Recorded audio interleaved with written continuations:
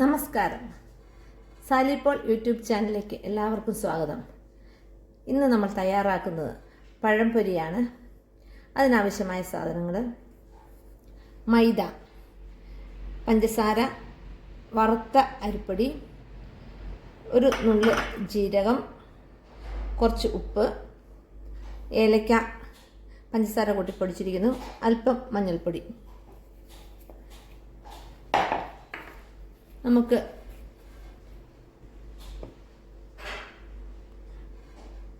രണ്ട് കപ്പ് മൈദ,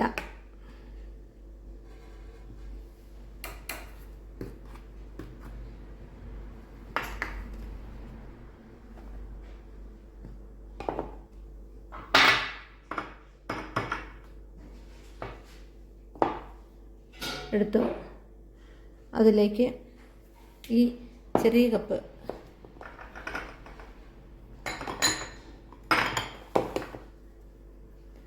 ഒരു കപ്പ് വറുത്ത അരിപ്പൊടി, ഒരു കപ്പ് പഞ്ചസാര. പഞ്ചസാരയുടെ അളവ് നമ്മളുടെ ആവശ്യപ്രകാരം നമുക്ക് ചെയ്യാം. മധുരം പഞ്ചസാര ഇടാതെയും ഈ പഴംപൊരി തയ്യാറാക്കാം.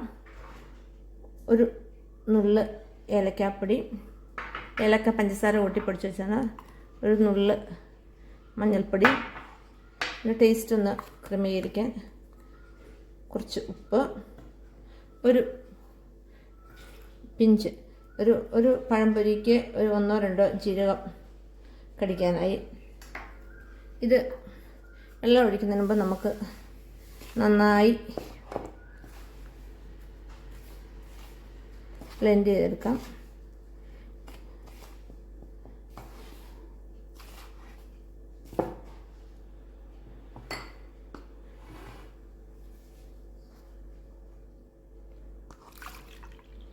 ഇതിലേക്ക്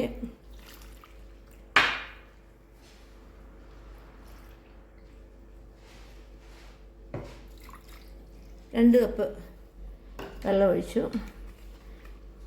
വെള്ളം കൂടിപ്പോയാൽ ഈ ബാറ്റർ പഴംപൊരിയിൽ നന്നായി പിടിക്കില്ല, ലൂസായിരിക്കും. വെള്ളം കുറഞ്ഞു പോയാൽ മാവ് കുറച്ച് കട്ടിയായി പോവും. അപ്പം പഴത്തിനേക്കാൾ കൂടുതൽ മാവായിപ്പോൾ അപ്പം ടേസ്റ്റ് ഉണ്ടാവില്ല. ഇതിൻ്റെ കട്ടയെല്ലാം നന്നായിട്ട് ഉടച്ച് 2 കപ്പ് വെള്ളം ഒഴിച്ചു. അത് ഒരു കപ്പും കൂടി ആവശ്യമുണ്ട്.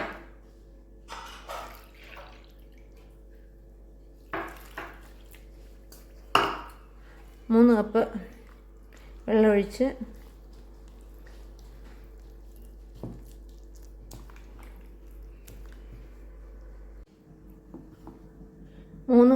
ഒഴിച്ച് തയ്യാറാക്കിയ ബാറ്ററാണിത്. അരിപ്പൊടി നമ്മൾ ചേർക്കുന്നത് ഈ പഴംപൊരിയുടെ മാവിനൊരു നല്ല ക്രിസ്പ്നെസ് കിട്ടും. വറുത്ത അരിപ്പൊടിയാണ്.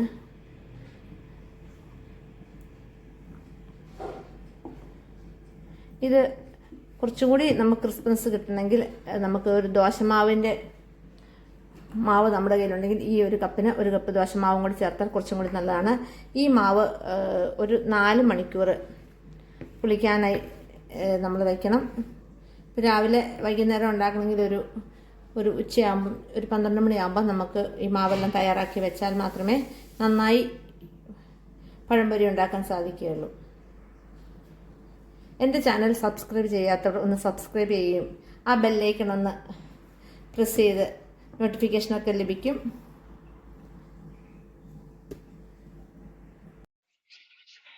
നാല് മണിക്കൂർ മുമ്പ് നമ്മൾ തയ്യാറാക്കിയ ബാറ്റർ റെഡിയാണ്. ഇപ്പം കുറച്ച് പൊങ്ങിയിട്ടുണ്ട്.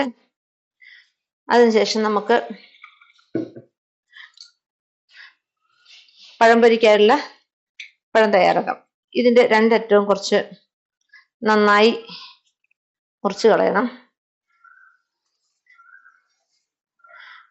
അതിനുശേഷം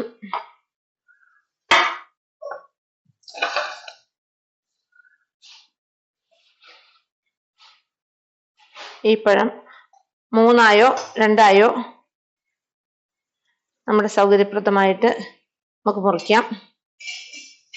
അതുകൂടാതെ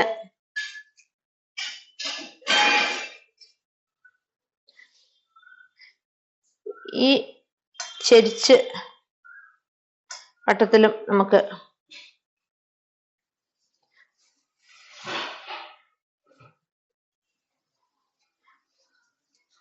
പഴം മുറിച്ച് ചെറുതായി തയ്യാറാക്കാം.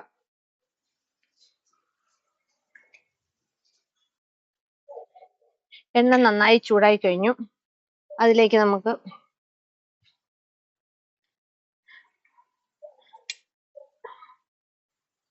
മാവ് മുക്കിയ പഴം ഇടാം.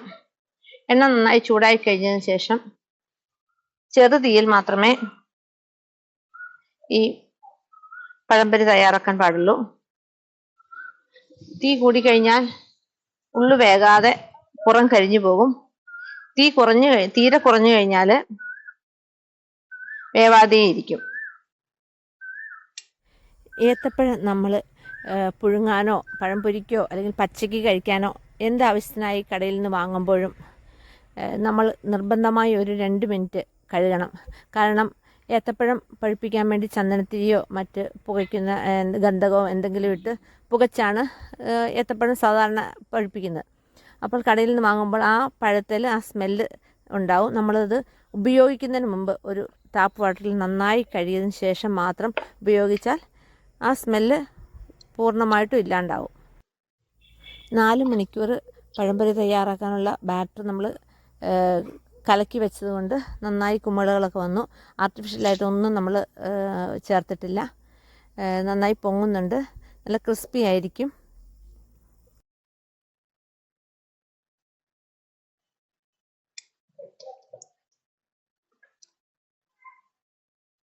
പകുതി വേഗമാകുമ്പോൾ നമുക്ക് മറിച്ചിടാം.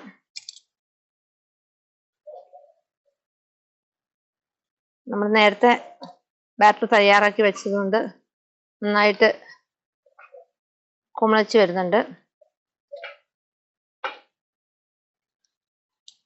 ഉള്ളിലെ പഴം ഒന്ന് വേകാനുള്ള സമയം നമ്മൾ എടുക്കണം.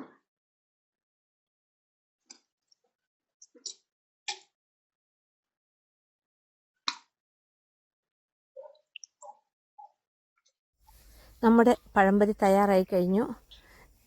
പകുതിയായി മുറിച്ചതും ചെറിയ പീസായിട്ടുള്ള പഴംപൊരിയാണ് ഇപ്പോൾ നമ്മൾ തയ്യാറാക്കിയത്. ഈ വീഡിയോ നിങ്ങൾക്ക് ഇഷ്ടമായെങ്കിൽ ട്രൈ ചെയ്ത് നോക്കുക, കമൻറ്റ് ചെയ്യുക. മറ്റൊരു വീഡിയോയുമായി ഇനി അടുത്ത പ്രാവശ്യം കാണുന്നത് വരെ ഗുഡ് ബൈ.